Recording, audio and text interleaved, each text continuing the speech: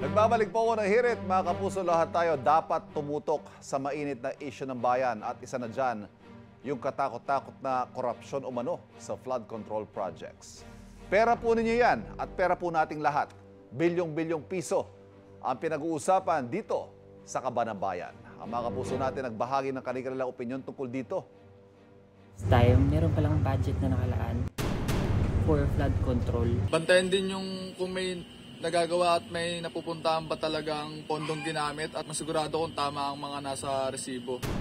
Yung sinasabi nga natin na yung mayaman ay patuloy na yung mayaman at yung mahihirap ay patuloy na naghihirap. Ito ay dahil din sa corruption. Grabe, nakaka-ikon. Nakakapikon. Tama sila. Pag-usapan po natin ang katakot-takot na katiwalian sa flood control projects dito sa Issue ng Bayan. Para himayin ang issue na ito, makakasama po natin ngayong umaga, Assistant Professor ng UP College of Law, Professor Paulo Tamase. Professor, good morning. Thank you for joining us. Ito, I will confess, nung sinabi ko sa akin kanina, attorney, na i-discuss natin to, ang reaction ko, para namang bago sa atin to, tagal na nitong issue na to.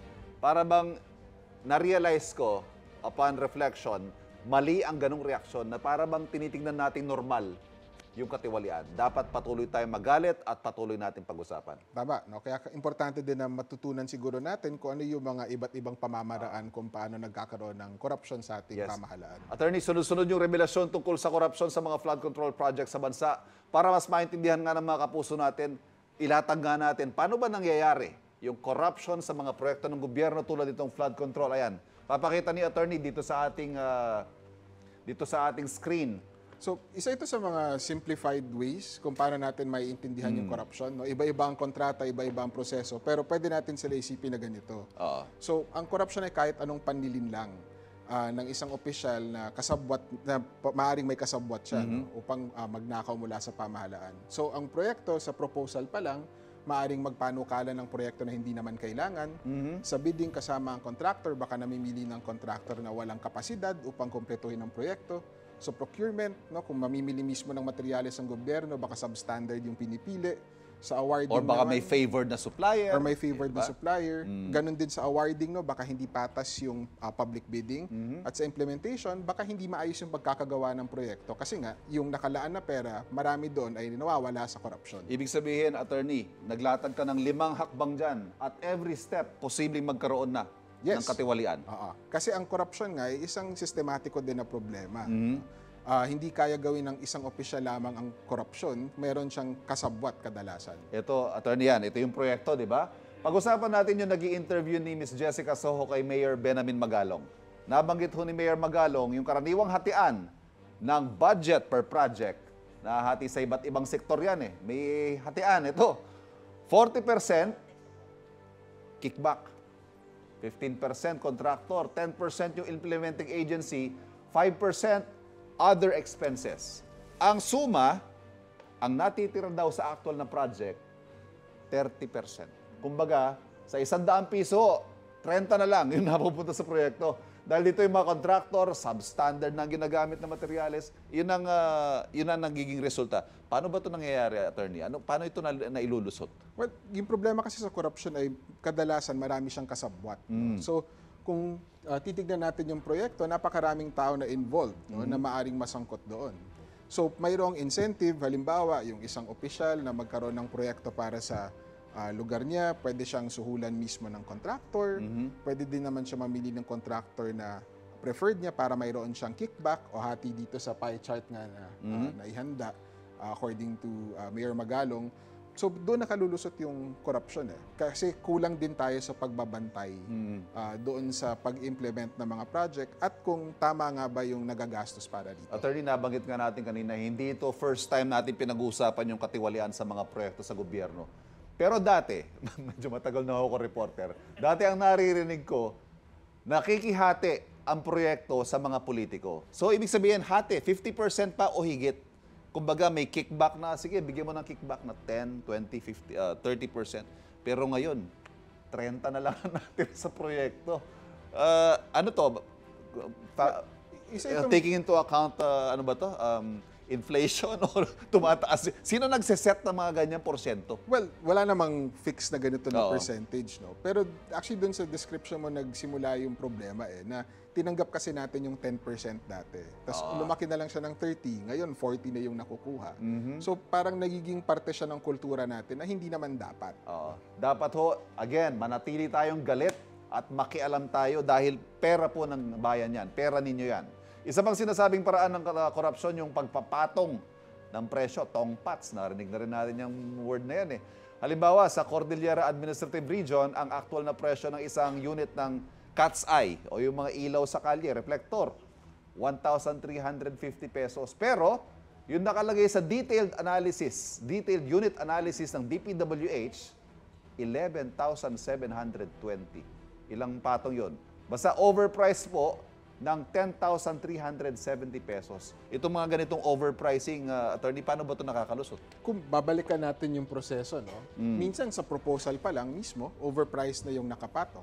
At doon nagagaling minsan yung suhol na ipapresyo yung proyekto na ganito kataas kahit hindi naman ganoon yung kailangan upang magkaroon ng justification na yung contractor ay mataas din yung bidding. Pwede din naman na doon mismo kasi sa naging kalakaran na siya, nung ginagamit natin na basehan yung mga dating ganoong presyo. So even in the next years, parang nagkakaroon ng incentive para sa corruption. Transparency, attorney, pwede kaya yun. Halimbawa, a citizen, a regular citizen, hihingin ko, magkano ba ang binayaran ng LGU ko dito sa mga cat's eye na to? Pwede ba yun? Tama yan dapat, no? Karapatan kasi natin sa saligang batas, yung right to information on matters of public concern. Ang problema kasi, dahil dun sa wala pa tayong freedom of information law, halimbawa, hindi madali para sa isang citizen na makakuha ng ganun na impormasyon. So, kailangan pa niya pumunta sa korte, imbes na dumiretso mismo sa agency. Subukan nyo ho. Lapit kayo sa munisipyo ninyo, sa city hall ninyo. Itanong nyo kung magkano binayaran ito sa street lights na yan. Baka abutin kayo ng siyam-siyam at hindi nyo makakuha impormasyon na yan. Samantala, ngayon po naglalabasan din yung mga nakakabiglang yaman. Yung mga maaring sangkot sa usapin na ito. Nausap pa social media, pa-flex-flex kayo dyan Mga luxury cars, malalaking bahay at marami pang iba. Kahapon, ipinag-utos po ng Pangulo yung lifestyle check sa mga nanunungkulan sa gobyerno. Paano sa tingin ninyo makaka-apekto itong flexing o yung flaunting of wealth sa takbo ng pag-iimbestiga rito?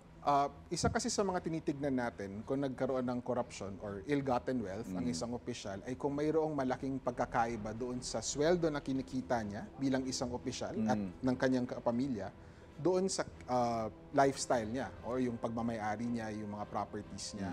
So nakatutulong sana yung lifestyle check, pero yung isa pa sana na nakatutulong ay yung pag-release halimbawa ng SALN, yung Statements of Assets, Liabilities at Net Worth. Ngunit sa kasalukuyan kasing patakaran natin, hindi masyadong pinamimigay yung mga ganoon na dokumento. Pero paraan sana yun para sa mamamayan na maintindihan kung may pagkakaiba ba doon sa sweldo na kinikita ng pinuno niya doon sa pamumuhay ng pamilya ng pinuno niya. It's one thing to get the SALN, it's another thing to assume na tama yung nakadeklara doon. Baka naman kasi, syempre, ina-understate din nila yung kanilang wealth. Panghuli, Professor, bilang mamamayang Pilipino, lumalaban tayo ng patas, nagbabayad ng buwis. Ano ba ang pwede nating gawin para maging bahagi tayo ng solusyon? So, unang-una, hindi ho pwede maging bahagi ng pamumuhay natin yung pagtanggap lamang sa korupsyon.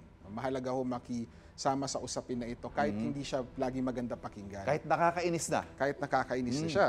Pangalawa, siguro po dapat, kung nagmamatsyag tayo sa ating mga pamayanan, baka hindi ho dapat natin binoboto yung mga opisyal na lagi na lang nasasangkot sa mga ganitong issue. Ayun, please, louder. Attorney, louder. Yun ho yung mga hinahalal natin. Kaya yan din ang sinasabi natin na huwag nyo ibenta boto ninyo dahil babawiin din naman yan. Hindi ba sinasabi nila, dyan ko lang naman siya pakikinabangan. Ayan ho, yan ang nagiging resulta ng mga pagboto natin ng mga hindi nararapat na mga public officials. Attorney Tamasi, sir, thank you very much. Maraming salamat din po. Nakausap po natin, Ginoong Attorney Paulo Tomase, na naghimay sa mainit na issue ng bayan ngayon. Mga kapuso, karapatan po nating makialam. Lalo't pera natin at kaba ng bayan ang sangkot sa mga ganitong katiwalian. Ibabalik po ako ng hearing. Wait!